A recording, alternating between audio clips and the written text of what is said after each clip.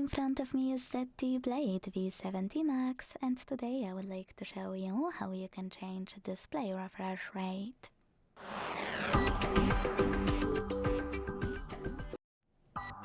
Begin by opening settings and tapping on display right away.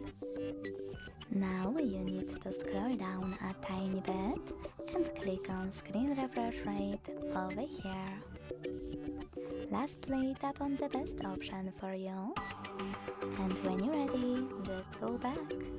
As you can see, after that, screen refresh rate of my device has changed. Thanks so much for watching. If you enjoyed this video, don't forget to leave a like, comment and subscribe.